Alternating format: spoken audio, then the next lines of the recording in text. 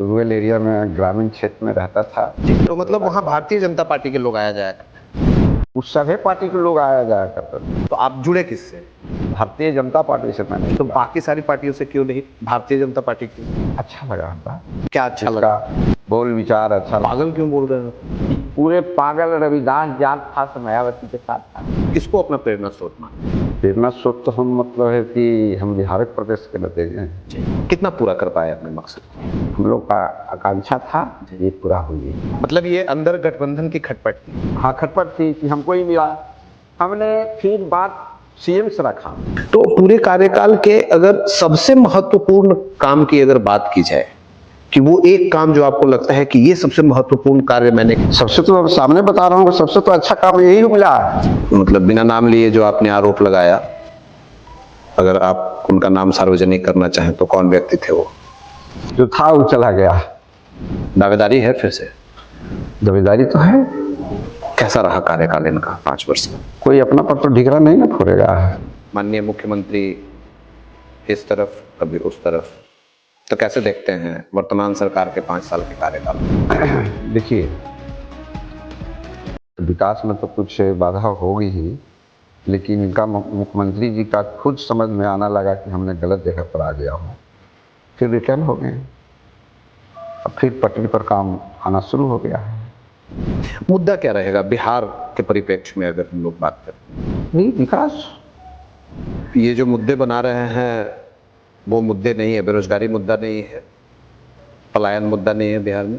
जी नहीं, माननीय तेजस्वी जी अपने वो नज़रिया से झांक करके देखते कि 10,000 करोड़ के मालिक कहाँ से बन गए हैं। ये न पता है कि भ्रष्टाचार कहाँ है, लूट कहाँ है। लूट तो आती है ना भैया।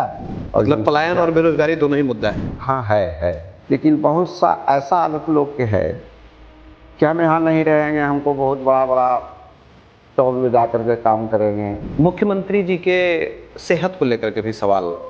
ठीक है, लगता है, ऐसी बात नहीं। बोध गया में क्या मुद्दा रहने वाला है? विकास पर मैं बात करूँगा ना, हिंदू मुस्लिम ध्रुवीकरण किया गया बीजेपी शासनकाल में या बीजेपी के कार्यकाल में, तो उसका कुछ प्रभाव यहाँ भी पड़ेगा क्या? जहाँ तक भारतीय जनता पार्टी का फायदा ही होगा। आज जिस तरह से पहलगांव में हुआ है, ऐसी नहीं है कि मुस्लिम भाई भी सब तरह से भारत से नाता नहीं रखता है, और जो अगर खिलाफ बोलता है तो जाकर के पाकिस्तान में जाकर के बोले। इस बार के चुनाव में आपके अपने संकल्प और अपने वादे क्या? जनता के बीच मैंने जाऊंगा, जो मेरा छूटा हुआ काम जो है। तो इन नई पार्टियों के आने से कुछ फर्क पड़ रहा है चुनाव? वो तो जहाँ जाएगा तो किसी को न किसी को तो लॉक देना ही ना है। जी, नक्सलवाद पे क्या कहेंगे? गया को एक नक्सलवादी क्षेत्र के तौर पे देखा जाता है। नक्सलवाद तो अब धीरे धीरे समाप्त की ओर है। नमस्कार, एक बार फिर से स्वागत है आपका बिहार विधानसभा इलेक्शन ब्लूप्रिंट 2025। मैं हूं अविनाश राज सिंह और आप देख रहे हैं चुनावों पर हमारा खास कार्यक्रम परिचय पत्र। जैसा कि आप सभी जानते हैं कि परिचय पत्र एक डिजिटल वीडियो लाइब्रेरी है, जिस लाइब्रेरी में हम आपका परिचय करवाते हैं आने वाले समय में विधानसभा चुनाव और लोकसभा चुनाव के लिए दावेदारी प्रस्तुत करने वाले संभावित प्रत्याशियों का, जिसमें होते हैं वर्तमान विधायक, पूर्व में प्रत्याशी रहे चेहरे और आने वाले विधानसभा चुनाव में प्रबलता से दावेदारी प्रस्तुत करने वाले कुछ नए चेहरे। ऐसे ही क्रम को आगे बढ़ाते हुए, कड़ी को आगे बढ़ाते हुए आज हमारे साथ बातचीत करने के लिए उपस्थित हैं गया जिले के बोध गया विधानसभा से पूर्व विधायक और गया लोकसभा क्षेत्र के पूर्व सांसद श्री हरि मांझी जी। तो देर न करते हुए कार्यक्रम की शुरुआत करते हैं। हरि मांझी जी, बहुत बहुत नमस्कार और बहुत बहुत स्वागत है आपका हमारे कार्यक्रम में। बहुत बहुत धन्यवाद अविनाश जी। जी, अब आपके साथ चल रहे टीम की भी मैं धन्यवाद देना चाहता हूं जी। और पटना से चल करके आए हैं, इतना दूरी का सफर किए हैं, इसके लिए आपको मीडिया का भी मैं धन्यवाद देना चाहता हूं। जी, बहुत बहुत शुक्रिया। हरि मांझी जी, जैसा कि आप सभी जानते हैं कि हमारे कार्यक्रम का पहला सवाल आता है अपना परिचय अपनी जुबान। ऐसे में हरि मांझी जी, अगर हम आपसे आपके जीवन परिचय के बारे में, आपके जीवन के बारे में थोड़े संक्षिप्त और थोड़े विस्तृत अगर हम जानना चाहें, आपका जन्म कहाँ हुआ, आपकी पढ़ाई लिखाई, शुरुआती पढ़ाई लिखाई कहाँ हुई, आगे का एजुकेशन पढ़ाई लिखाई आपने कहाँ किया, कैसे संघर्ष किया, राजनीति में आए, चुनाव लड़े, विधायक बने, सांसद बने, इन सारी चीजों पे यानी कि आपके जीवन, पूरे जीवन की चर्चा अगर थोड़े संक्षिप्त और थोड़े विस्तृत अगर हम जानना चाहें आपसे, तो कैसा रहा है आपका जीवन, कैसे यहाँ तक पहुंचे हैं आप? देखिए विनाथ जी, सबसे पहले मैं रूरल एरिया में, ग्रामीण क्षेत्र में रहता था जी और हम लोग बहुत गरीब परिवार से हैं जी। मेरे पिताजी, मेरे माताजी, ये समझिए कि किसान ही मजदूरी करते थे जी। और वही सबसे मतलब है कि हम लोग का जीवन पालन हुआ जी। पैतृक आवास मतलब गांव कहाँ से? पैतृक आवास से एक ग्राम विशुनगंज पड़ता है, पोस्ट सिविल एरोड्राम जी, एयरपोर्ट का नजदीक है मेरा गांव जी, बगल में है, बाजू में जी। ये चेरकी रोड से आए ना जी, थोड़ा सा आगे 3 किलोमीटर पर बढ़िएगा जी, तो मेरा गांव मिलेगा। जी, तो ही हुआ, हम लोग बहुत गरीब घर से हैं जी। और जहाँ तक की बात रह गई पढ़ाई लिखाई करके, तो मेरे पिताजी एक कमाने वाले थे, वो भी मजदूरी करते थे, किसान ही। हम लोग का पढ़ाई लिखाई मतलब एजुकेशन दूसरे किसानों के यहाँ मजदूरी हाँ, जाकर के किया करते थे, वो हाँ, जमाना था खेती गृहस्थी। हाँ जी, और वही के चलते हम लोग गरीबी के चलते अच्छा से एजुकेशन नहीं ले पाए। जी, ग्रामीण मतलब है कि स्कूल था अपना जी, गांव में, सरकारी स्कूल जो सरकारी स्कूल जी, फिर बगल में पड़ता है मिडिल स्कूल। जी, हम लोग एजुकेशन मतलब है कि 7वां तक के मैंने किया जी, इसके बाद थोड़ा हमने बढ़ गया तो मेरे पास परवरिश आ गई। जी। भाई बहन थोड़ा थोड़ा सियान हो गए। कितने भाई बहन आप लोग? हो गए भाई बहन अभी तो मतलब है कि हम 4 भाई हैं, 4 भाई में एक भाई गुजर गए हैं जी। और अभी 3 हम वर्तमान हैं। मतलब टोटल 4 भाई थे आप लोग? हाँ टोटल 4 भाई थे जी। एक नहीं रहे? एक अभी नहीं रहे, 3 हम लोग अभी प्रेजेंट है जी। और बहन? बहन मतलब है कि 2 बहन है। 2 बहन? 3 बहन थी जिसमें एक बहन गुजर गई। 2 बहन अभी प्रेजेंट में है। अब एक उम्र होने पे गुजरे वो लोग? हाँ नहीं, उम्र तो होने पर नहीं गुजरा, समझिए कि हमारा उम्र अभी 60-61 साल हो रहा है, तो उन लोग मतलब है कि कम उम्र में मतलब गुजर गया। अच्छा, मतलब आप बड़े हैं सबसे? हाँ सबसे हम बड़े हैं, मतलब 4, 3, 7 भाइयों बहनों में सबसे हाँ, बड़े आप? सबसे बड़े हैं हाँ। अच्छा। तो ये मेरा मजबूरी थी कि परवरिश मतलब है कि परिवार ज्यादा बढ़ गया था और किसान ही मजदूरी कैला के बाद उतना मिल नहीं पाता था। तब हमने आप लोग के साथ मिलजुल कर सोचा कि हम आगे क्यों नहीं बढ़े, जब तक कि हम घर से बाहर नहीं निकलता हूँ तब हम आगे की ओर नहीं बढ़ूंगा। तब हम मगर मेडिकल के पीछे एक डॉक्टर रहते थे, उनका नाम था जगदीश प्रसाद सिंह, ठीक है ना जी। तो उन्हीं यहाँ मैंने गया और कहा कि सर हम लोग का स्थिति बहुत खराब है, आप अगर रख लेते हैं ये अपना दवाखाना में तो हम भी आपको साथ काम करेंगे। तो उन्होंने कहा कि ठीक है। मतलब 7वीं तक पढ़ाई की आपने? हाँ। उसके बाद आप काम की तलाश में डॉक्टर साहब के पास हाँ गए? डॉक्टर साहब। तो मतलब आपके पिताजी खेती किसान के यहाँ मजदूरी या खेती वगैरह हाँ, में दिलचस्पी? मजदूरी है, मजदूरी किया करते हाँ, थे? झूठ मतलब बोलने का कोई आवश्यकता नहीं। तो आपके पिताजी किसानों के यहाँ मजदूरी किया करते थे, मतलब खेती का ही काम वो हुआ करता होगा। तो आप जब आपको कुछ, जैसे आपने बताया कि भाई बहन बड़े हुए, लायबिलिटी थोड़ी बढ़ी, जिम्मेवारी आई, तो आप काम की तलाश की तरफ बढ़े, तो आप मतलब डॉक्टर साहब के पास या फिर आप परंपरागत काम को छोड़ करके इस तरफ कैसे, मतलब आपकी दिलचस्पी इधर कैसे आई डॉक्टर के पास जाने का? ये कैसे मतलब दिलचस्पी उधर कैसे हुआ? दिलचस्पी इस तरह से हुआ जी कि हमारे पास तो कोई साधन था नहीं जी, समझ रहे हैं ना जी। तो हम सोचा कि आप भी अगर रहेंगे तो 2 पैसा मिलेगा जी, तो मेरा परिवार चलेगा जी, है ना जी। तो इनके भी रखे। तो देखिए हम आपको से क्या बतावे जी, हम बहुत कष्ट किया हूँ जीवन में जी। मात्र हम 3 रुपया में काम करते थे डॉक्टर साहब के यहाँ? डॉक्टर साहब हाँ जी। 3 रुपया में काम करते थे और विशुनगंज से आने जाने में 50 पैसा खर्च हो जाता था। 50 पैसा खर्च? जी। लेकिन 2.5 रुपया बचता था जी। तो 2.5 रुपया तो मतलब रोज का 3 रुपया था वो? हाँ रोज का 3 रुपया था। तो वो घड़ी समझिए कि आटा भी सस्ता था, चावल भी सस्ता था, खाने के अपने को हो जाता था, है ना। हम उनके यहाँ कम से कम 10 साल 15 साल काम किया, धीरे धीरे मेरा पैसा बढ़ते गया, फिर भी सोचा कि इतना में गुजारा नहीं होगी, ठीक है ना। तो काम हम तो डॉक्टरी लाइन वाला दवा हुआ कि हमने काम जान गए थे, काम करते करते सीख गए। हाँ सीख गए, तो कुछ अपना हमने क्लिनिक खोला।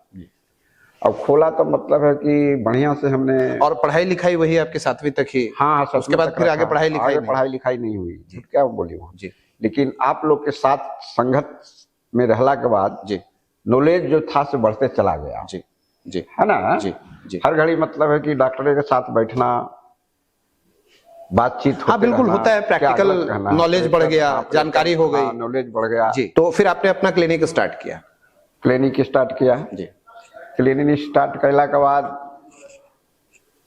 जनता के संपर्क में मैंने आ गया जी। राजनेता लोग आने जाने लगा, तब हम अपना क्लिनिक पर बैठाना, चाय पिलाना, नाश्ता कराना जी, इस तरह से तब राजनीति के लोग आने जाने लगे, तो हमने उसमें हमने जुट गया जी। जुट गया के बाद है हमने पार्टी का मतलब है कि जब बैठक हो गए, फल्ला हो गए, तो मतलब वहाँ भारतीय जनता पार्टी के लोग आया जाया करते थे? उस सभी पार्टी के लोग आया जाया करते थे। तो आप जुड़े किससे? भारतीय जनता पार्टी से मैंने। तो बाकी सारी पार्टियों से क्यों नहीं, भारतीय जनता पार्टी क्यों? अच्छा लगा हमरा। क्या अच्छा लगा? बोल विचार अच्छा लगा, इनके भी गेला के बाद है, इनका आदमी था से बोलने का शैली कुछ था, आरजेडी का बोलने का शैली कुछ है, कांग्रेस का शैली कुछ है, समझ रहे हैं ना जी। इसलिए हमको अच्छा लगा, तो हमने सोचा कि भारतीय जनता पार्टी की मैं सदस्यता क्यों नहीं ले लूं। अच्छा। भारतीय जनता पार्टी के सदस्यता मैंने लिया, और जब 2005 का चुनाव आया जी। एक प्रश्न यहाँ पे है हरिमांझी जी आपसे, कि आपने कहा कि भारतीय जनता पार्टी का मतलब विचारधारा आपको अच्छी लगी भारतीय जनता पार्टी की, लेकिन वहीं अभी कल के, मैं बीते कल की बात कर रहा हूँ, राष्ट्रीय जनता दल का एक अति पिछड़ों का एक कार्यक्रम किया गया पटना में, और अक्सरहा राष्ट्रीय जनता दल के जो अध्यक्ष रहे हैं या फिर बड़े चेहरे जिनको हम कह सकते हैं कि माननीय लालू प्रसाद यादव जी, या पार्टी के राष्ट्रीय जनता दल के सभी लोग ऐसा कहते हैं कि पिछड़ों की आवाज बन के लालू प्रसाद यादव जी आ गया है। और वो जब जिस वक्त की आप बात कर रहे हो उस वक्त बिहार में लालू प्रसाद यादव जी का ही शासन चलता था जी। 2005 से पहले की बात कर रहे हैं तो लालू प्रसाद यादव यानी आरजेडी का सरकार चल रहा था। 2005 से लेकर के उनका सरकार तो मतलब 15 साल बिहार में रहा जी। अब वास्तविक उनका सिक्का चला तो उस वक्त में उसी वक्त में आप भारतीय जनता पार्टी से जुड़ रहे थे। हाँ, उसी तो एक तरफ जहां कहा जाता है कि राष्ट्रीय जनता दल या लालू प्रसाद यादव जी पिछड़ों की आवाज बने, मुखरता से उनको उठाया, तो आप राष्ट्रीय जनता दल की तरफ न मुड़ करके भारतीय जनता पार्टी की तरफ मुड़े, इनके विचारधारा आपको अच्छी लगी। तो जब सब लोग कहते हैं कि लालू जी आवाज बने अति पिछड़ों का, तो आपको उनमें वो बात अच्छी नहीं लगी क्या, या वहां आपको नहीं समझ में आया क्या? नहीं, आवाज क्या बनेंगे जी, आवाज तो अपने पूरे परिवार के लिए बने थे, समझ रहे हैं ना जी। वो तो खाली अनुसूचित जाति और पिछड़ा को ठगने के काम किए, बढ़ाने का काम नहीं किए। जबकि सभी लोग कहते हैं नहीं, सही भी लोग काहे कहेगा, उनका कहेगा, उनका दल वाला कहेगा, उनका गठबंधन वाला कहेगा, भारतीय जनता वाला काहे कहेगा, कम्युनिस्ट वाला कहेगा भला ही। उन लोग का मिलता जुलता मतलब एक है। अगर उनका दलित पर विश्वास रहता, पिछड़ा पर विश्वास रहता, तो उनको तो आरक्षण कभी दे देना चाहिए था। तो सब आरक्षण तो अपने ही रख लिए हैं, बेटी के लिए आरक्षण रख लिए, दामाद के लिए आरक्षण रख लिए, बेटा के लिए आरक्षण रख लिए। वो दिए किसको? आज वो जानते थे कि अति पिछड़ा को हम आरक्षण दे देंगे, दलित को आरक्षण दे देंगे तो ये सब जनसंख्या में ज्यादा है, हमको बनने नहीं देगा। जो आज आरक्षण दिया है उसके साथ है जी। मतलब भारतीय जनता पार्टी के विचारधारा से आप प्रेरित हुए और इनके साथ जुड़ गए। कहानी कैसे आगे बढ़ती है वहां? हाँ, तो फिर वहां से कहानी कैसे बढ़ती है आगे, हम तो अपना लाइफ बता दिया हूँ जी। तब 2005 का चुनाव आया जी, ठीक है। उससे पहले थोड़ी सी आपकी शादी ब्याह की चर्चा कर ले, फैमिली की चर्चा कर ले। मतलब 7वीं में आप पढ़ाई कर रहे थे, हाँ। उसके बाद आप पढ़ाई करने के बाद प्रैक्टिस करने के लिए हाँ, हाँ, मेडिकल अपना स्टार्ट किया, मतलब क्लिनिक अपना स्टार्ट किया, हाँ। नेता लोगों का आना जाना हुआ, वहां शुरू हो गया, आप राजनीति में आने लगे। इस दरमियान में शादी ब्याह का आपका मतलब कैसे क्या हुआ? शादी ब्याह देखिए, हम लोग अनुसूचित जाति के हैं जी अब अनुसूचित जाति में पहले अधिकतर छोटेपन में शादी हो जाता था। जी अब भला ही सब में जागरूकता हो गई है। जी अब अनुसूचित जाति रहे चाहे पिछड़ा रहे, समान जाति में तो खैर पहले ही से जागरूकता था। जी तो अब जो है सो मतलब पहले हो जाता था, अब जो है सो मतलब है कि शादी नहीं होती है बचपन में। जी जी हाँ, अब कहूँ भी अनुसूचित जाति में जाइएगा तो वो भी 18 साल 19 साल होगा तब बच्चा को बच्ची को शादी करेगा। जी। तो आपकी शादी जब हुआ तो मेरे पास 2 लड़का थे और 2 लड़की है। ये आपकी बचपन में ही शादी हो गई? हाँ, बचपन में शादी हो गई। अच्छा भाई जी, जब आप पढ़ाई किया करते थे तभी, या जब मेडिकल? ना, मेडिकल देने इधर आए तब हुई, उतना नहीं कि मतलब है कि हमको चलने का होश नहीं था है ना। जी। अपनी क्लिनिक जो आप चलाने लगे उसी दरमियान शादी ब्याह मतलब परिवार भी शुरू हो गया था। तो 2005 का इलेक्शन आया, आप बता रहे थे फिर? जी 2005 का इलेक्शन आया जी। पार्टी से जुड़े हुए थे भारतीय अब बड़ी हमने मतलब है कि टिकट के दौड़ में थे जी।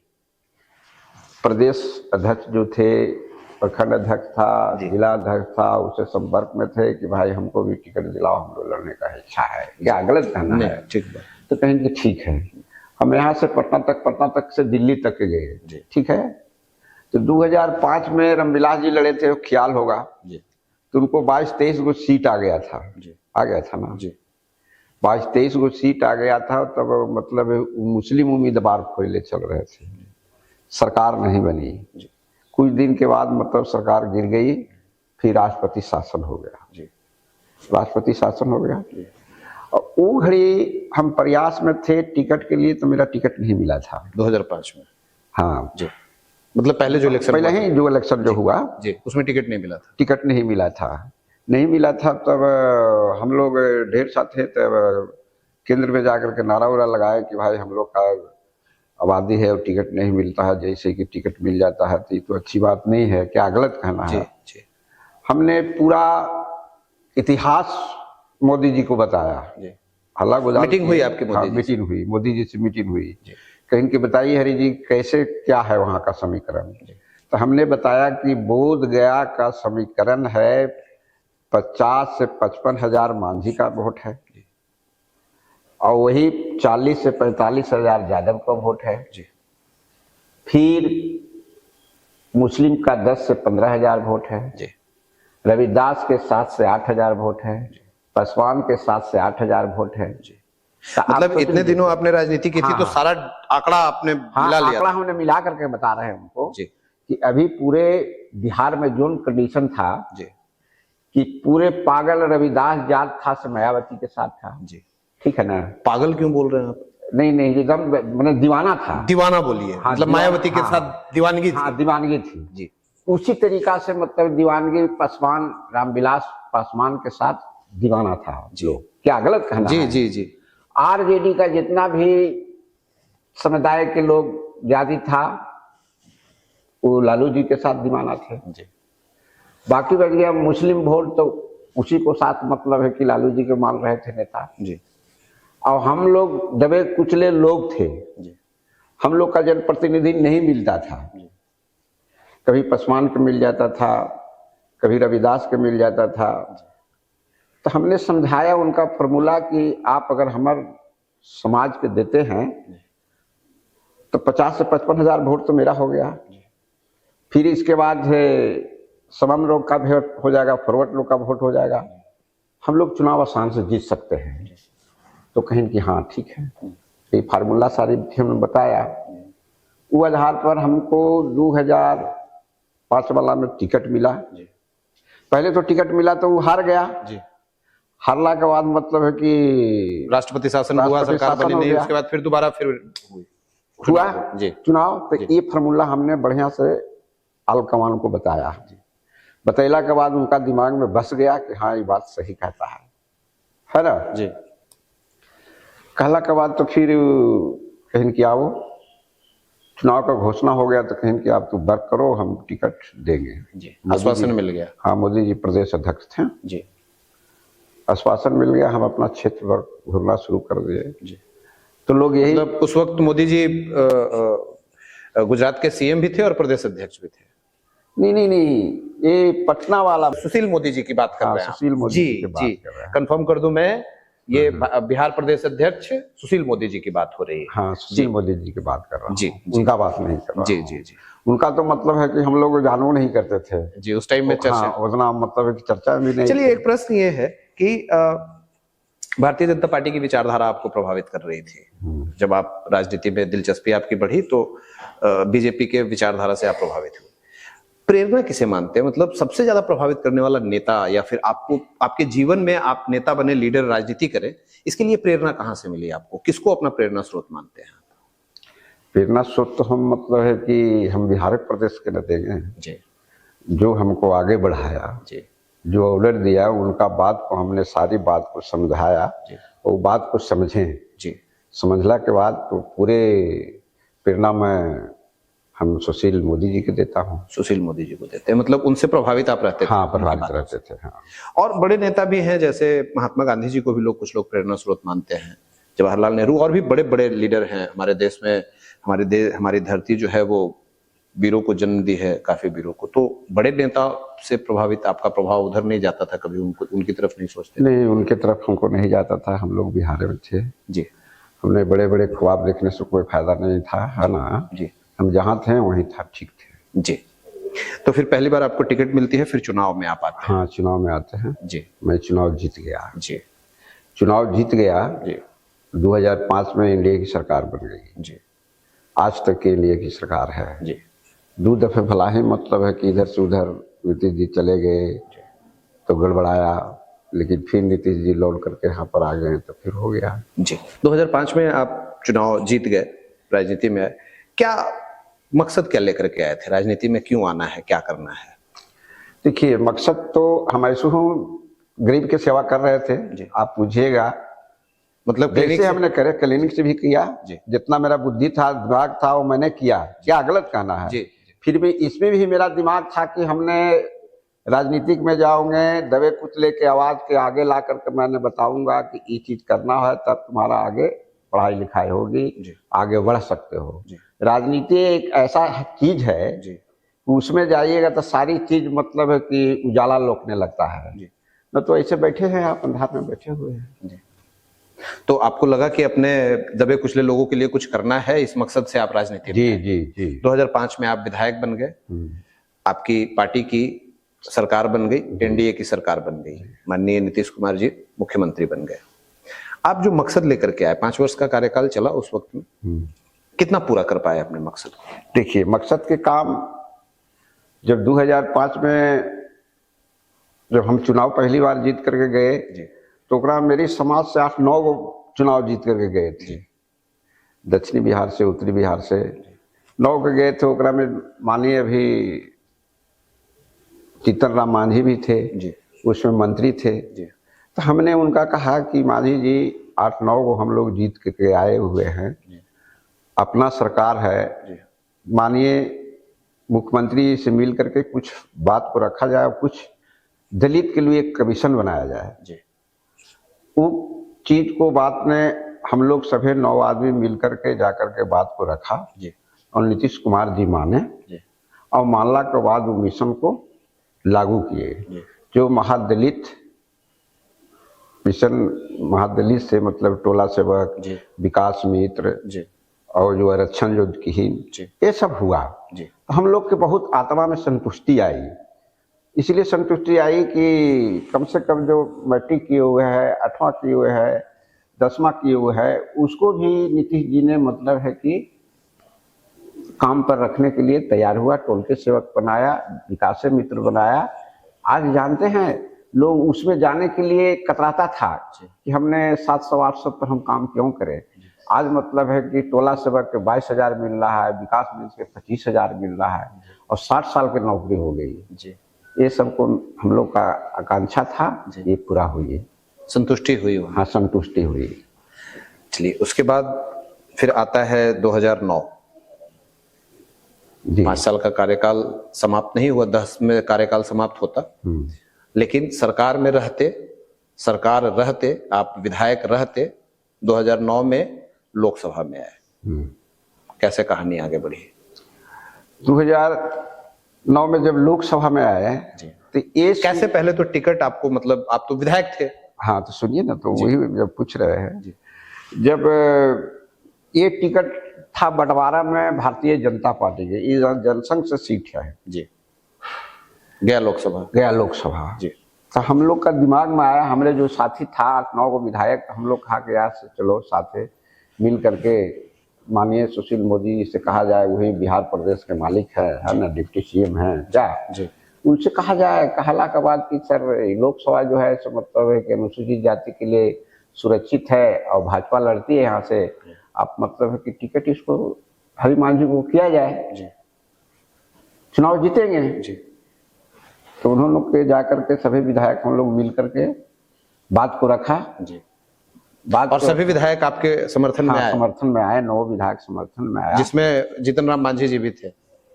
नहीं थे, ये तो पार्टी इनका अलग था। नहीं पार्टी अलग अलग नहीं था, इनका तो अपने एमपी बनने के फेरा में थे तो हमारे पार्टी में नहीं थे जी। ये मतलब है कि नीतीश जी के साथ थे जी। और हम तो भाजपा से थे जी। क्या जी। ये तो अपने टिकट मांग रहे थे जी। तो इनको नहीं मिला, मतलब ये अंदर गठबंधन की खटपट थी? हाँ खटपट थी कि हमको ही मिला जी। हमने फिर बात सीएम से रखा, जी। सीएम साहब से रखा जी। कि सर आप हमको अगर मेहनत कर देते हैं तो हम लोकसभा सदस्य बन जाऊंगा। तो हमसे कहा कि बोलिए मांझी जी कहाँ कहने पड़ेगा, तो कहिए कहने पड़ेगा जो हमको मालिक है उसी को ना कहिएगा। सर एकदम हम ठेठ हिंदी में बोल रहा हूँ जी।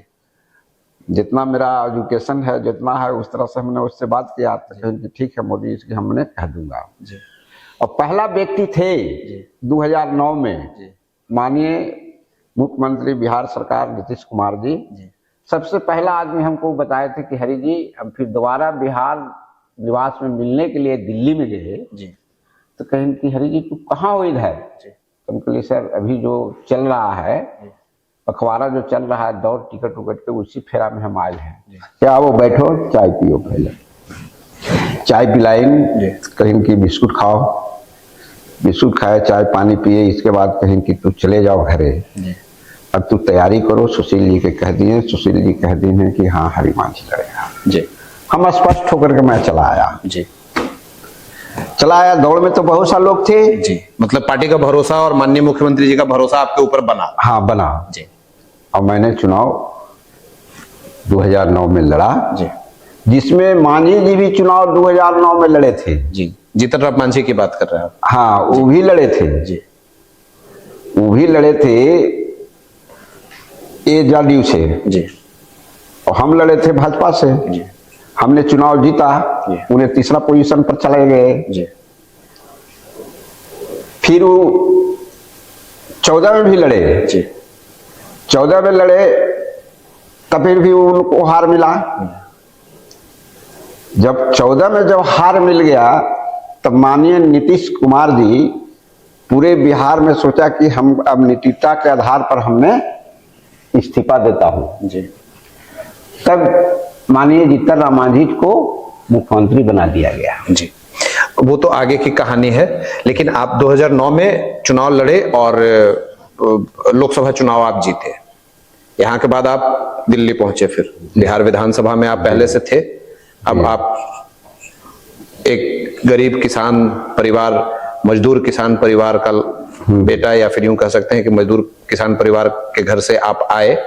आप पहले विधायक बने, उसके बाद कार्यकाल समाप्त होने से पहले ही आप सांसद बने और आप दिल्ली तक पहुंच गए। इन 5 वर्षों के कार्यकाल में, मतलब जब आप सांसद रहे, तो आपके कार्यकाल की समीक्षा या विकास कार्यों की बात की जाए तो कैसा रहा वो 5 साल? जब आप पहली बार सांसद बने तो क्षेत्र में विकास कार्य कैसे रहे और आपका कार्यकाल कैसा भी था? बहुत बढ़िया, कैसा तजुर्बा रहा? बहुत बढ़िया रहा।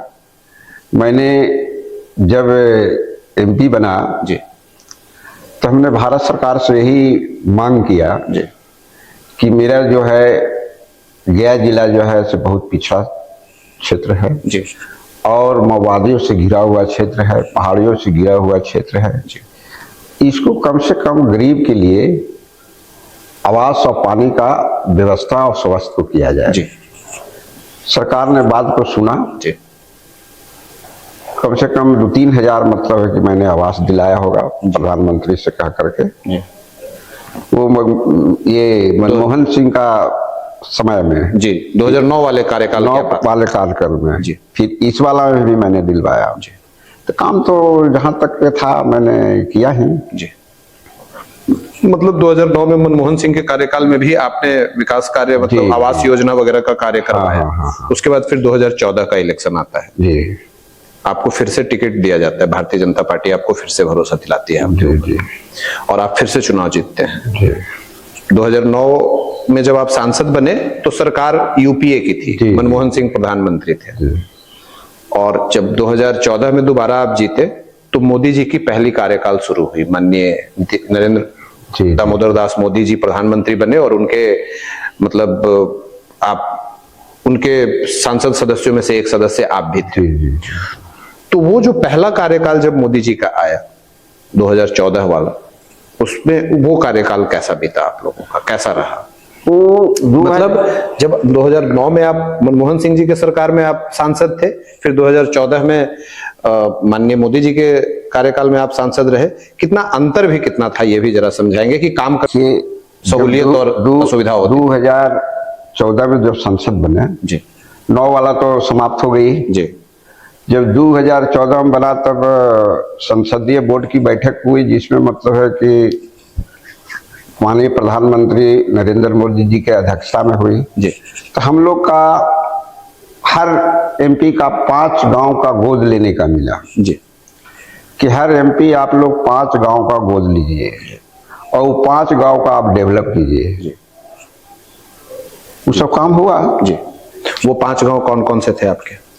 5 गांव हुआ मतलब है कि बोध गया था, मैंने बोधे गया में 5 गांव था जी, 5 गांव जी, एक ही पंचायत में 5 गांव हमने एक ही पंचायत में जी। तो 5 गांव को गोद लेने के लिए मिला।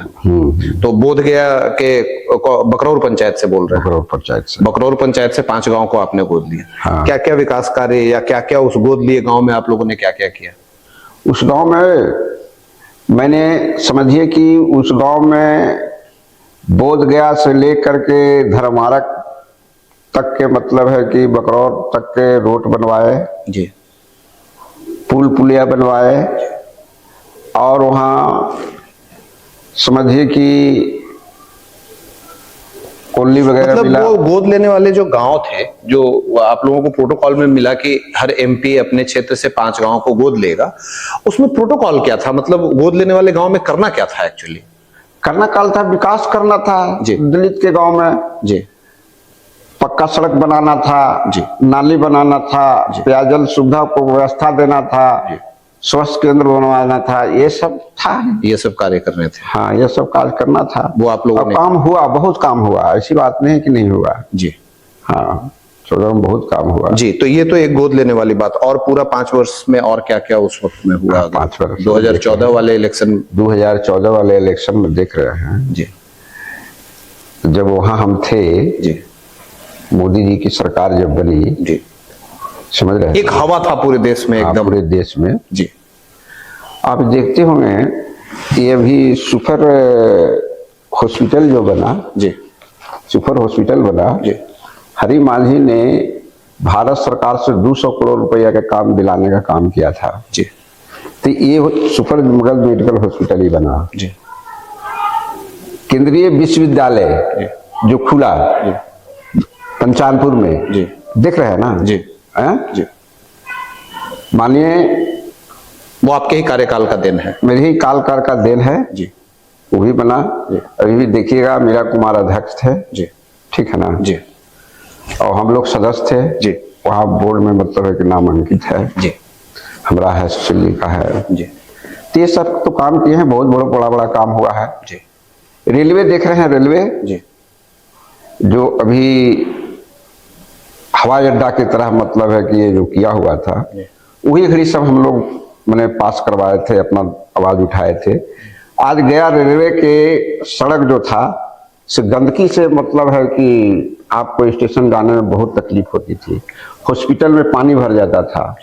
वही घड़ी मैंने आवाज उठा करके वो सब बनाने का काम किया था। पहले सड़क बना, अब तो कोई चीज अगर ले जाइएगा पटल पर तो तुरंत तो नहीं होता है, वक्त वो तो लगता है। रखा गया, वो तो वक्त लगता है, लेकिन संशोधन हो जाता है, बाद में काम देखने को मिलता है। जी फिर देख रहे हैं, ये जब हम अपना क्षेत्र में हिलते थे, जी बोध गया से लेकर के फतेहपुर तक जाने में हिलते थे, तो रोड जो था से ऐसे तरह से होता था, जी है ना। जी मैंने प्रधानमंत्री मुख्यमंत्री जी भी प्रस्ताव को रखा, आज गया से नवादा तक के रोड एकदम फर्स्ट क्लास बन गया है, देखिए जाकर। जी वो सब मेरे ही काल में बना है। जी जी। आप एक गरीब परिवार से, एक मजदूर किसान परिवार से आते हैं और वहां से निकल करके संघर्षों का सामना करते हुए आप पहले विधायक बने, फिर दो बार सांसद बने, केंद्र में बैठने का मौका मिला आपको। आपके ये 3 कार्यकाल की अगर बात की जाए, मतलब विधायक और सांसद, आपको मौका मिला काम करने का, आपने काम भी किया, लेकिन जो मकसद, जैसे आपने बोला कि अपने क्षेत्र के या अपने पिछड़े लोगों के विकास के उद्देश्य से हम राजनीति में आए, तो पूरे कार्यकाल के अगर सबसे महत्वपूर्ण काम की अगर बात की जाए कि वो एक काम जो आपको लगता है कि ये सबसे महत्वपूर्ण कार्य मैंने किया, जो लगता है कि हाँ मतलब मैं विधायक और सांसद बना तो मैं ये एक काम करके जो मुझे बहुत खुशी मिली, ये मुझे लगता है कि ये सबसे अच्छा काम मैंने किया है अपने कार्यकाल में, वो एक काम कौन सा रहा? सबसे तो अब सामने बता रहा हूँ, सबसे तो अच्छा काम यही मिला जी कि गरीब लोग करके, जी इसमें अगर गरीब परिवार जो है, यही एगो स्वास्थ्य के लिए मगध मेडिकल है, इससे मगध मेडिकल जब मिला, सब मतलब जब वो वार्ड में जब हिलते हैं एसी लगा रहता है, बढ़िया मतलब है कि उसको डॉक्टर को काम करने के लिए स्टीचर लगाया गया है, देख करके बहुत खुश हूँ। मैं मगध मेडिकल में अपने फंड से भी मैंने काम किया हूँ, उसको भी जाकर देख सकता हूँ, 2 करोड़ रुपया अपना फंड से दिया हूँ। ये सब काम से हमको बहुत बड़ा सुकून मिला है। ये सब काम से बहुत बड़ा सुकून, मतलब ये आपको लगता है जीवन में सबसे महत्वपूर्ण कार्य किया आपने। जी। पिछली बार आपको टिकट मिला फिर से विधानसभा चुनाव में, चुनाव नहीं निकल पाया। हाँ, चुनाव नहीं निकाल पाए। कारण क्या लगता है आपको? कारण तो देखिए, मतलब कारण यही हो सकता है कि आप भी रेस में है, ये भी रेस में है, वो भी रेस में है, अपने में से 4 गो दुश्मनी बन जाता है। और थोड़े थोड़े से मतलब है कि अगर वोट कटाते गया, 200 अगर 43 गो बूथ है, अगर 20 को 25 को वोट अगर मैनेज करते गया, अंग्रेज पार्टी से पैसा ला करके अपने लोग हराने का काम किया, और जो हराया से आज हमारे पास है भी नहीं, चला गया यहाँ से दूसरा जगह। जी, मतलब आपसी मतभेद। हाँ, आपसी मतभेद। चुनाव हारने वाला नहीं था। हमने जो 10 बजे से लीडिंग लिया से अंतिम राउंड तक के हम 7 बजे तक रहा। अंतिम राउंड जब ये पहाड़पुर और गुरपा गझंडा वाला जो नक्सलवार क्षेत्र पकड़ा गया, 2 पंचायत, उसी में 4000 से लीड हो गया। मतलब बिना नाम लिए जो आपने आरोप लगाया, अगर आप उनका नाम सार्वजनिक करना चाहें तो कौन व्यक्ति थे वो? तो चला गया हमारे यहाँ से। अब उसको हमको जिक्र करने से क्या है ना, जो था वो चला गया। लेकिन पब्लिक जानना चाहेगी। पार्टी छोड़ के चला गया वो जी। अब आपकी पार्टी में नहीं, मतलब पार्टी के ही लोग थे। चलिए, एक बार फिर से चुनाव आ रहा है, दावेदारी है फिर से? दावेदारी तो है, दावेदारी है जी। क्षेत्र में भ्रमण चल रहा है जी, भ्रमण चल रहा है। क्षेत्र में जोरदार तरीके से उपस्थिति है, दावेदारी है, चुनाव लड़ने का तैयारी चल रहा है जी। क्या मुद्दा होगा इस बार? मतलब बोधगया, अगर जहां से आप चुनाव लड़ते हैं, यानी कि 229 नंबर विधानसभा बोधगया की अगर मैं बात करूं, तो वर्तमान में यहां से कुमार सर्वजीत जी विधायक हैं, मंत्री भी रहे। जब आरजेडी की सरकार, आपके एनडीए से जब आपके मुख्यमंत्री अलग हुए और आरजेडी के साथ सरकार बनाए, तो मंत्रालय भी मिला इनको। कैसा रहा कार्यकाल इनका 5 वर्ष का? उनका कार्यकाल मैं क्या बताऊं, तो उनका 2025 जो आ रहा है वो तो जनता बताएगा। वो तो अपने कहें कि हम तो बहुत काम कराया, कोई अपना पर तो ढिकरा नहीं ना फोड़ेगा। आप लोगों के नजरिए से, आपके नजरिए से क्या लगता है, क्योंकि क्षेत्र में आप भी रहते हैं, लोगों से मिलते जुलते हैं? हमारा अपना नजरिया से तो वो अपने बोल रहे थे एक दफे जी, मीडिया से सामने बोल रहे थे कि हमने काम करना चाहा, लेकिन यहाँ का प्रशासन जो है, डीएम जो है, एसपी जो है, काम करने नहीं दिया, उसमें बाधा पहुंचाया। तो भाई आपको कौन आपको फंड लाने में, अपना फंड जनता के बीच देने में बाधा कैसा जी क्या? जी। तो सोचिए कि वो सरकार पर ढिकरा फोड़ रहे हैं कि हमको काम करने में मतलब नहीं दिया जा रहा है, तो उनका जमीन जो है से घसक रहा है। वो भागने के फिराक में है कि इधर से इधर मैं भागूं। जी। वो तो 2025 में जनता उनसे पूछेगी ना। इन 5 वर्षों में बोधगया क्षेत्र के अगर विकास कार्यों की बात करें तो कैसा रहा विकास कार्य उनका? हाँ, ये 5 वर्ष कार्यकाल कैसा, मतलब विकास के लहजे से, विकास के दृष्टिकोण से अगर देखा जाए तो विधानसभा में कुछ विकास कार्य हुआ है? क्योंकि सरकार तो एनडीए की ही है। हाँ, एनडीए की तो जो विधायक का दायित्व रहता है ना जी, अपना, वो उसका फंड होता है जी, 4 करोड़ फंड है। मुख्यमंत्री सड़क योजना है, मुख्यमंत्री पुल योजना है, बहुत सा योजना है मुख्यमंत्री से, जी। और एमपी के लिए तो प्रधानमंत्री से है। वो सब अनुशंसा करके देता है अपना। अगर आप क्षेत्र में काम कराना चाहिएगा तो एसी के दीजिएगा, स्कूटी के दीजिएगा, ऊपर बात कीजिएगा, मुख्यमंत्री के दीजिएगा कि हाँ सर हमको ये होना चाहिए, तो जरूर जरूर होगा। आपको मानसिकता रहेगी तब है ना। अब आपको मानसिकता अगर नहीं रहेगा तो नहीं होगी। तो क्या दिख रहा है आपको? 5 वर्षों में कुछ विकास कार्य दिखा है आपको? वैसा तो हम नहीं देख रहा हूँ कि एक आध काम का जो बड़ा काम होवे कि झलके, है ना, वैसा काम होवे बड़ा। अभी बड़ा काम तो हमने अभी देख रहा हूँ कि अभी मंत्री संतोष सुमन जी हैं, वो अभी जो सिंचाई विभाग उन्हीं को पास है। आज बड़े बड़े हारा में मतलब है कि देख रहे हैं कि वो मट्टी दिलवा रहे हैं, तो उनका विभाग से हो रहा है। और उसमें विधायक कहें कि हमको श्रेय होना चाहिए, हमको टिकट बोर्ड लगना चाहिए, तो गलत बात है। हमने क्षेत्र में हिले थे तो देखे थे अभी कल परसों जाकर के कि बड़े बड़े पैन में, आहर में मिट्टी का खुदाई हो रहा है। लेकिन इसमें विधायक का क्रेडिट आप नहीं देते? नहीं, इसमें तो मंत्री का क्रेडिट है, तो सरकार का क्रेडिट है। फिर से चुनाव आने वाला है, 5 वर्ष समाप्त होने वाले हैं।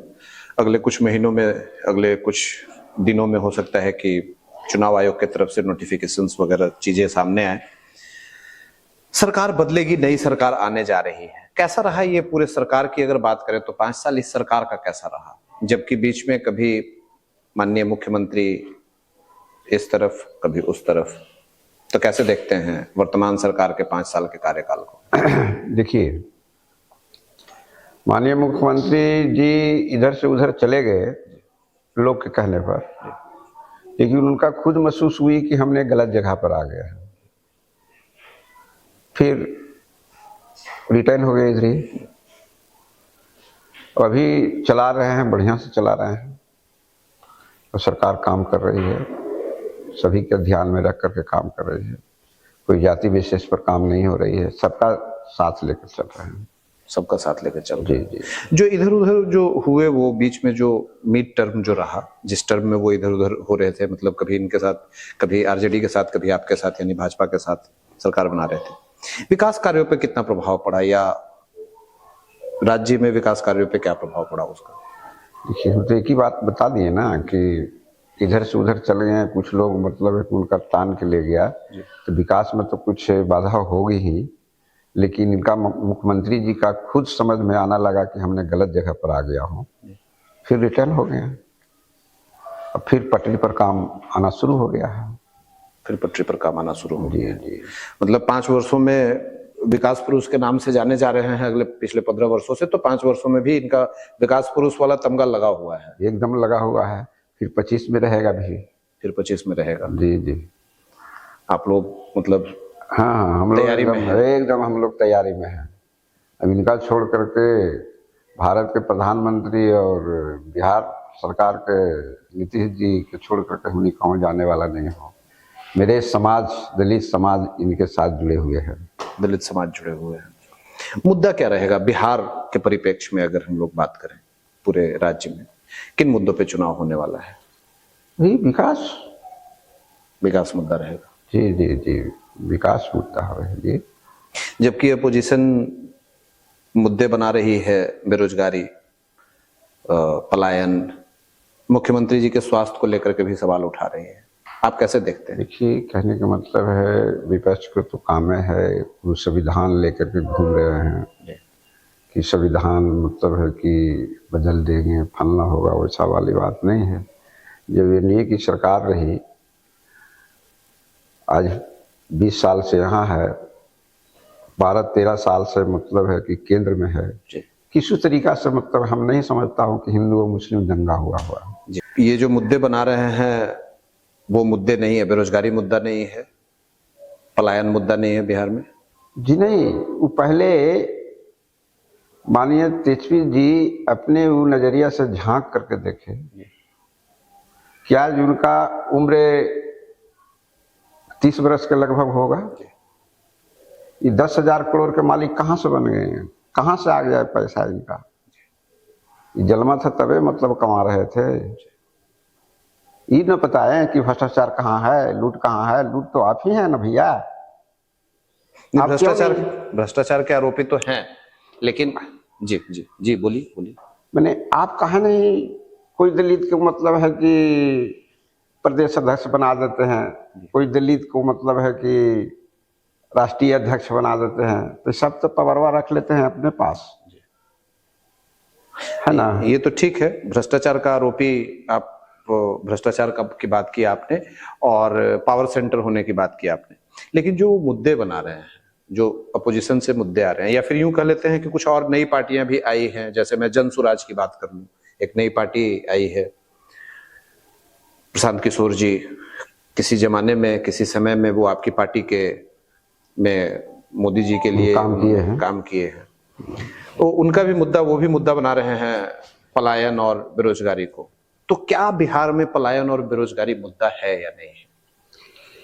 देखिए भाई, बिहार में पलायन तो थोड़ा बहुत है ही जी, यहाँ नौकरी के अभाव है ही जी, और मतलब पलायन और बेरोजगारी दोनों ही मुद्दा है। हाँ है जी। ये मतलब नजरिया है, लेकिन फिर भी माननीय मुख्यमंत्री जी पलायन को बहुत स्तर से रोके हैं। कोई रोजगार दे के रोके हैं, कोई के मतलब नौकरी दे करके रोके हैं, लेकिन जो गरीब वर्ग के लोग हैं उसको मनरेगा से भी काम मिल रहा है।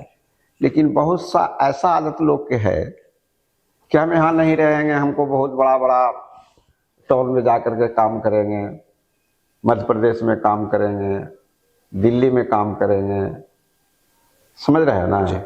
बहुत सा का मानसिकता रहता है कि हम जाएंगे तो जरा ज़्यादा पैसा कमाएंगे, लेकिन पैसा वैसा कमाता नहीं है लोग। हमने तो देखा हूँ, लोग बहुत सा भट्ठा पर प्लान करता है, मेरे समाज के आदमी। तो हमने कहा कि देखो, तुम यहाँ जो था खेती में काम कर रहा था तो कितना हड्डे गड्ढे था, आज तो वहाँ तो गया है, रात दिन तो मेहनत किया और फिर भी एक को पैसा कमा के नहीं आया, बाल बच्चा से हमारा बढ़िया से कपड़ा नहीं है, तो वही खेती करो, बाल बच्चा को पढ़ाओ, अच्छा से एजुकेशन करवाओ। अगर बेटी कैले है, आइए कैले है, तो माननीय मुख्यमंत्री जी 10,000 मतलब रोजगार के लिए, वो 10 लाख रुपया रोजगार के लिए वो पैसा दे रहे हैं, जिसमें 5 लाख रुपया एकदम छूट है, तो इसमें लोग भी जुट रहे हैं। मतलब पलायन को आप ऐसे बोल रहे हैं कि कुछ लोग की मानसिकता है, वो शौक से पलायन कर रहे हैं? हाँ, कुछ लोग का है मानसिकता कि हम जैवे करेंगे भट्ठा पर, तो उसको क्या कीजिएगा, कितना पकड़िएगा? हम तो चाहते हैं कि उसको समझाते हैं अपना स्तर से, अपना भाषा में समझाते हैं, लेकिन नहीं समझ पाता है लोग जी। मतलब शौक से पलायन है, वो मानते हैं, मतलब पलायन है उसमें भी ज्यादातर शौक से पलायन। हाँ, ऐसा बात नहीं है कि यहाँ काम का कमी है, अब काम की कमी नहीं है। सगरो बिजली पहुंच गई, सगरो किसान खुशहाल हो गया, साल में 3 गो पैदा होता है, गेहूं होता है, धान होता है, सब्जी होता है। किसान ही अगर काम करेगा, दिन भर काम करेगा, तो बढ़िया से भरदम खेबो करेगा और सब्जियों भी ले आएगा बाल बच्चा के लिए, तो मेहनत करना चाहेगा तब है ना जी। कुछ लोग ये भी आरोप लगाते हैं कि आप लोग मुफ्त में राशन बांट करके कुछ लोगों को मतलब वो बना रहे हैं कि आलसी बना रहे हैं, तो इसका भी असर कुछ लगता है? ना, ऐसा बात नहीं है। अगर हर हेड पर 5 किलो हम अनाजे दे दिए जी, 5 किलो में आपको मतलब है कि महीना भर आप चला लीजिएगा क्या? आप ही पर हम छोड़ दिया जी। 5 किलो में तो नहीं चल पाएगा। एक ही हेड पर 5 किलो न मिलना है। कितना खाइएगा? 100 ग्राम रोज खाइएगा? वैसा बात नहीं है। वो एक ठो राहत मिल गया उसको। थोड़ा एक ठो जो मजदूरी रोज करने जाता था, कमाने जाता था, तो वो सप्ताह भर कमाने जाता था, कम से कम सप्ताह में 2 रोज नहीं जाएगा। यही वो उसको राहत मिला। मतलब 2 दिन कम से कम। हाँ, राहत मिला उसको। हाँ, राहत मिला। मुख्यमंत्री जी के सेहत को लेकर के भी सवाल या मुद्दे बनाए जा रहे हैं कि अब शायद उम्र हो गई है, या मुख्यमंत्री जी का बिहेवियर बदल गया है, उनका दिमागी संतुलन या उनके स्वास्थ्य को लेकर के मुद्दा गढ़ा जा रहा है। क्या लगता है? अब तो कई बार आपकी उनसे मुलाकात हुई है, उनके सरकार में भी आप रहे हैं। देखिए, स्वास्थ्य के बारे में तो हम नहीं कर सकता हूँ। हम उतना बड़ा तो डॉक्टर है नहीं कि उनका हमने दिमाग को पकड़ करके बता सकता हूँ कि इनका दिमाग खराब है जी। ऐसे विपक्ष का काम है, अपना बोल रहा है। हाव भाव से आपको क्या लगता है? घटनाक्रम देखते हैं, आपको समझ में क्या आता है? ठीक ही लगता है, ऐसी बात नहीं है। मतलब स्वास्थ्य ठीक है? स्वास्थ्य ठीक है, स्वास्थ्य ठीक है। अगले कुछ वर्षों तक और रहेंगे वो मुख्यमंत्री कार्यकाल? एकदम समझिए 30 तक के रहेंगे। 30 तक रहेंगे? हाँ, 30 तक के रहेंगे। उनका जब तक के मन है वो जब तक के रहें जी। वो अगर चाहेंगे कि हम ना रहेंगे तो ना रहें, लेकिन अभी तो वही रहेंगे। और स्वास्थ्य में कोई प्रॉब्लम नहीं है? जी नहीं। जी। एक बार फिर से बोधगया की तरफ चलते हैं, आपके विधानसभा की तरफ चलते हैं। इधर उधर की बातें मतलब हुई राज्य स्तर पे। बोधगया में क्या मुद्दा रहने वाला है इस बार चुनाव में? किस मुद्दे पे आप लोग चुनाव लड़ने वाले हैं? बोधगया का इलेक्शन ब्लूप्रिंट क्या रहेगा? तो बोधगया का मुद्दा तो हमने विकास पर न बात करूंगा। जी। अभी क्या बात करते हैं? अभी तो विकास पर बात करूंगा। जो सरकार है, डबल इंजन की सरकार है, सब लोग अच्छा से काम कर रही है जी। और चरतरफा सरमुखी विकास भी हो रही है जी। कम से कम शांति माहौल तो अच्छा है। जोन क्षेत्र में मैंने जाता था 2005 में, तो भगवान नहीं करे, पहले आरजेडी का शासन था, आप निकलते नहीं, वहां तक पहुंचते नहीं। गुरबा का झंडा मतलब है कि झारखंड के अंतिम छोर पर हम पर सुने आए हैं 8 बजे रात में, किसी तरह से कोई डर भय नहीं लगा। 30 तो माहौल आदमी में लगा है। हमने उससे पूछा गाड़ी रोक करके कि क्या अबरी वोट किसको देने वाले हो, समझ रहे हैं ना? तो क्या कहें सरकार, वोट तो मतलब है कि हम नीतीश जी के देवे ना। देखा तो इघड़ी हमने कि कितना बिजली लग गए है, पैदा हो रहे है, शांति माहौल बनाल है, इस तरह से बोल रहा है। हमको संतुष्टि हुआ।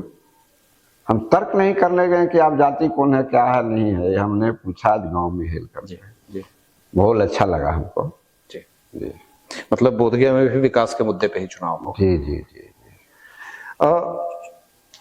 केंद्रीय मुद्दे, जो केंद्रीय मुद्दे होते हैं, वो राज्य स्तर के चुनाव में, या फिर यूं कह लूं कि आपके बोधगया के विधानसभा चुनाव में कितना प्रभाव रखने वाले हैं? केंद्रीय मुद्दे से मेरा मतलब है जैसे अभी पहलगांव में जो हत्या हो गई, जात धर्म पूछ करके जो मार दिया गया, या फिर चंद दिनों पहले केंद्र में वक्फ संशोधन बिल लाया गया, तो ये सारे, अभी सीता माता के मंदिर की बात चल रही है, कश्मीर को लेकर के बातें होती है, हिंदू मुस्लिम की बातें होती है, तो ये जो केंद्रीय मुद्दे हैं, राम मंदिर की बातें होती है, तो ये जो केंद्रीय मुद्दे हैं, ये राज्य स्तरीय चुनाव में, या फिर यूं कह लेते हैं कि बोधगया आपके विधानसभा क्षेत्र में, ये केंद्रीय मुद्दे कितना प्रभावी रहने वाले हैं? मतलब इनका भी कुछ प्रभाव होगा? देखिए, केंद्रीय मुद्दा में तो इन लोग उलझाए गए हैं जी।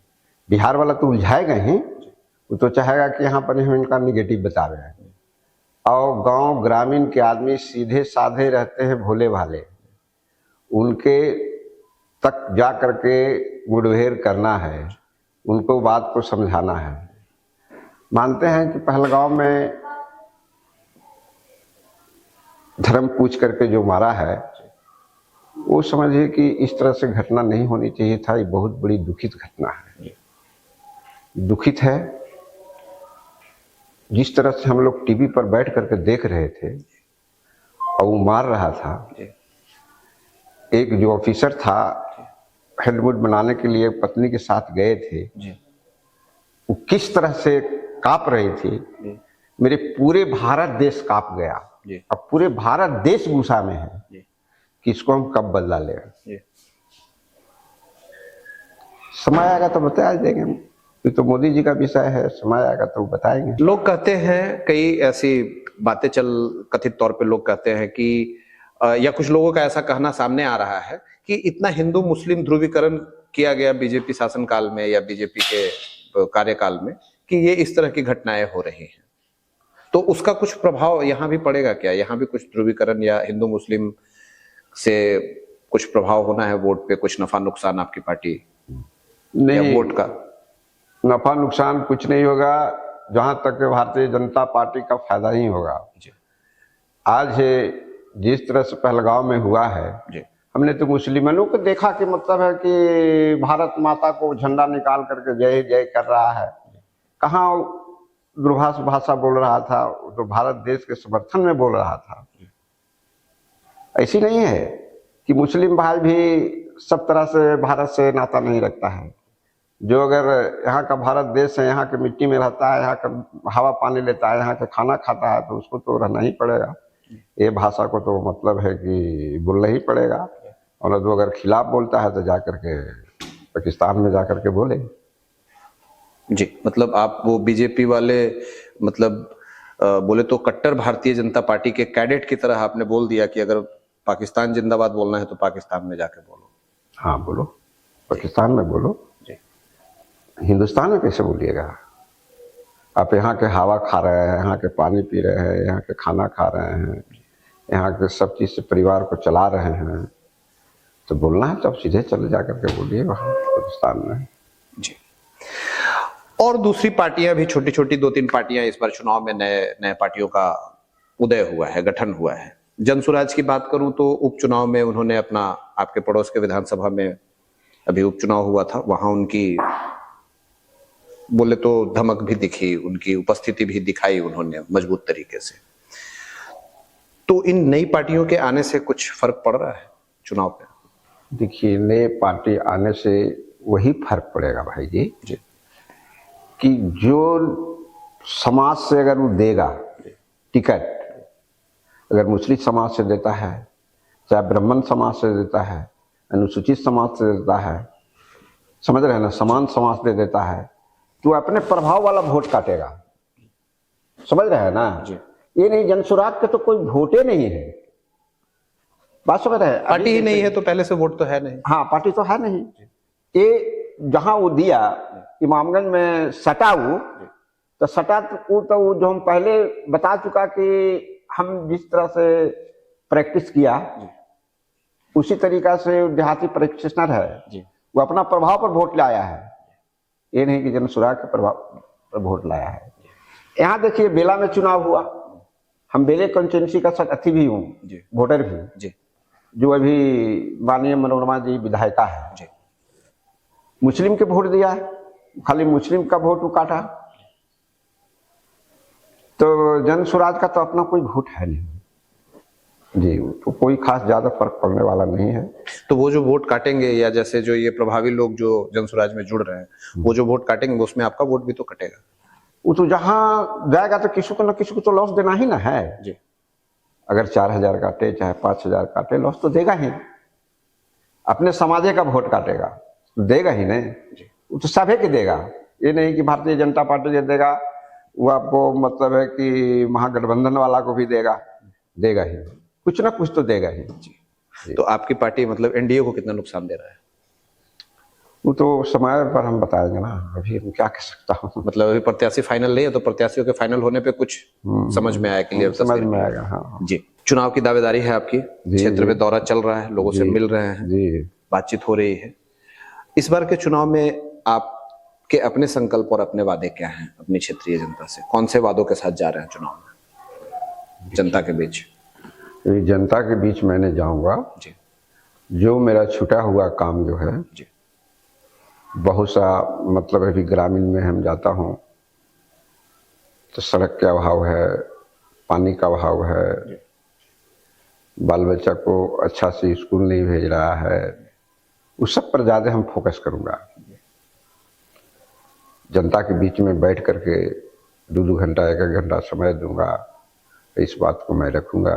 जी। तब उस सबसे मैंने बात करके आगे बढ़ूंगा। जी, सबसे महत्वपूर्ण मुद्दा क्या लग रहा है, मतलब सबसे महत्वपूर्ण काम क्या लग रहा है कि जो बोले तो बोधगया विधानसभा में ये एक सबसे इंपॉर्टेंट काम लग रहा है जो कि होना चाहिए, जो अभी तक हुआ नहीं है, या इस बार मैं बनूंगा तो इस काम पे फोकस करूंगा, वो एक महत्वपूर्ण कार्य की बात करें? देखिए, अब वैसा हमको लगता नहीं है जी। कि बोधगया में अभी इंडस्ट्री वगैरह लग रहा है, बड़े बड़े उद्योग आ रहा है, बोधगया में आ रहा है, सिरघाटी विधानसभा में आ रहा है, ये सब लग जाएगा। तो जो थोड़ा बहुत प्लान कर रहा है वो रुकेगा ही, ये सब मुद्दा है। जी। बोधगया विधानसभा एक पर्यटन के रूप में भी जाना जाता है, बौद्धों के लिए एक काफी ही बोले तो महत्वपूर्ण स्थल है ये। तो ऐसे में पर्यटन के लिहाज से या बोधगया एक धार्मिक स्थल के लिहाज से वहां के लिए क्या इंपॉर्टेंट महत्वपूर्ण बातें हैं, और वहां के लिए क्या महत्वपूर्ण बातें हैं जो कि आप लोग सोचते हैं, प्लान करते हैं, या वहां का क्या मुद्दा है? देखिए, पर्यटक तो यहाँ आता ही है जी। हर सीजन में 5 लाख 6 लाख 7 लाख आता ही है जी। पर्यटक। बोधगया और गया, यहाँ जो प्रसिद्ध है भगवान बुद्ध बोधगया में जी। और यहाँ प्रसिद्ध है भगवान विष्णु। जी। देश विदेश से पिंड दान करने के लिए कार्तिक में महीना में यहाँ भी आता है जी। अपना पूजनों के मोक्ष प्राप्ति के लिए। जी। तो पर्यटक तो बहुत बड़ा चीज है। जी। अगर जो आता है तो कुछ न कुछ दाने करके यहाँ जाता है, ले करके नहीं जाता है। जी।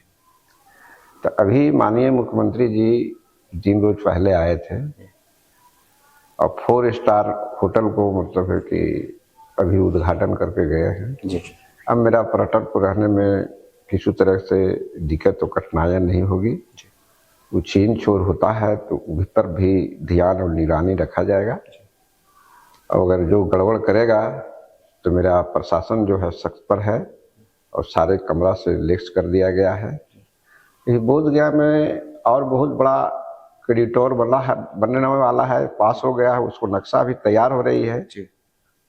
ये सब बन जाएगा तो बोधगया देखने के, जिस तरह से वाराणसी में हम लोग बाबा बैजनाथ को देख रहे हैं, उसी तरीका से हम देखने के भी लिए मिलेगा जी। और अगल बगल के बहुत बड़ा रोजगार मिलेगा। रोजगार इस तरह से मिलेगा कि अपने यहाँ से खेती में काम करेगा, फल बेचेगा, सब्जी बेचेगी, उस सब पैसा और स्रोत मिलेगा ही। अगर अभी बहुत बड़ा गया एयरपोर्ट है और नेशनल एयरपोर्ट है, इंटरनेशनल एयरपोर्ट है, देश विदेश की भी जहाज आती है।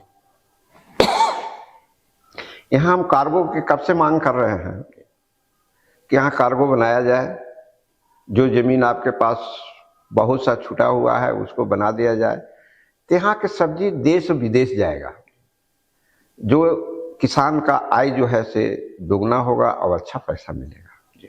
सरकार इस पर भी लगी हुई है, सरकार ध्यान दे रही है। हम लोग भी बात को रखे थे, पहले भी रखे थे, अभी मांझी जी माननीय भी कैबिनेट मिनिस्टर हैं वो भी रखे हैं। ये सब हो जाएगा तो गया जिला के लिए बहुत विकास होगी। मतलब ये सब आपके संकल्पों में, आपके महत्वपूर्ण कार्यों में है। जी जी जी। ये बोधगया में और भी कुछ नई चीजें आपके मोदी जी के कार्यकाल में, जैसे IIM, Indian institute of management, hotel management के बड़े इंस्टीट्यूट, तो IIT जैसे संस्थान यहाँ पे आए हैं, कितना प्रभाव पड़ रहा है इन सारी चीजों का क्षेत्र के विकास में, इन सारी चीजों का? देखिए, जब पहले IIM बना था तो ये जो था मतलब है कि यहाँ के लोग नहीं चाहते थे, जमीन देना नहीं चाहता था, फलना नहीं देखना चाहता था। लेकिन एक चीज हमने के IIM जो आया, तब माननीय मुख्यमंत्री जीतन राम मांझी थे, समझ रहे हैं ना, तो माननीय जीतन राम मांझी थे। तो हम अपने प्रस्ताव को 10 टीम ने जाकर के हमने बोला कि बहुत बड़ा प्रोजेक्ट आया है माननीय मांझी जी, इसको आप जमीन दे दीजिए तो गया जिला के क्या कल्याण हो जाएगा। उन्हें अपना अनुशंसा से जमीन दे दिए बोधगया यूनिवर्सिटी के कैंपस में। और आज वो कैंपस में एक दिन हम समारोह में गए हुए थे, तो इतना मन हम बच्चे को देखा, से देख करके मेरा आनंद हो गया कि क्या चीज़ हम लोग मांगा था और क्या यहाँ एजुकेशन है। एक से एक इंजीनियर और डॉक्टर लेकर पढ़ाई कर रहा है। कम से कम 200-250 तक के था। पहले जब खुला था तो वहाँ के मैम मतलब है कि चाहते थे कि अपना बच्चे नहीं आएंगे। फिर मैंने मैम से कहा कि देखिए अब कितने बच्चे आना शुरू हो गया है। ये सब तो डेवलप हुआ है, क्षेत्र के विकास पे भी इसका असर पड़ा है।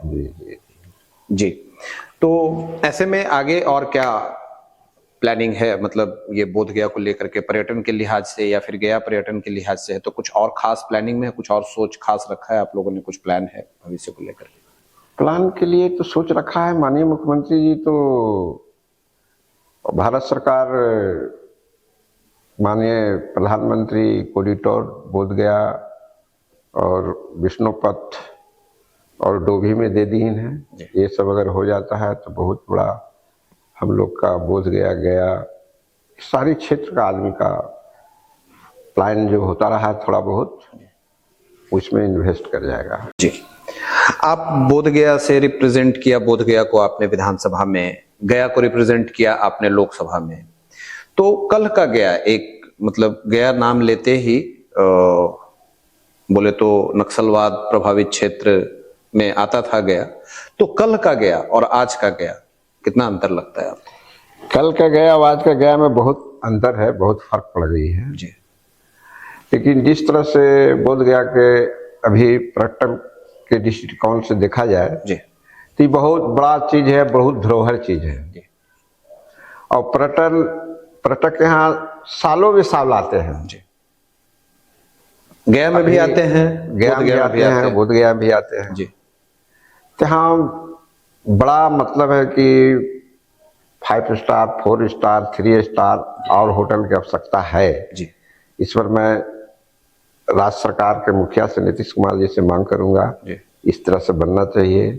भारत सरकार से भी मांग करूंगा कि आपको भी इस पर ध्यान होनी चाहिए, से राज्य सरकार से बात कर करके जो आवश्यकता है उसको मतलब है कि सहयोग करें कि गया जिला के आदमी का कल्याण हो और जो भी देश विदेश से पर्यटक आते हैं उसको भी सुविधा मिले जी। ये मांग मेरा रहेगा जी। नक्सलवाद पे क्या कहेंगे? गया को एक नक्सलवादी क्षेत्र के तौर पे देखा जाता है। नक्सलवाद तो अब धीरे धीरे समाप्त की ओर है।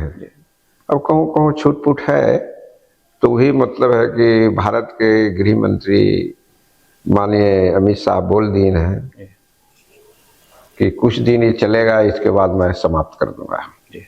जी, मतलब नक्सलवाद अब प्रभावी नहीं है क्षेत्र में? अब नहीं है उतना, अब है ही नहीं। अब समझिए कि झारखंड में है थोड़ा बहुत, हमारा बिहार में अब नहीं है, बिहार में समाप्त हो गई। हम जहाँ से भी बताया ना कि कोडरमा तरफ से मैंने आया जी, वहाँ एकदम प्योर था जी।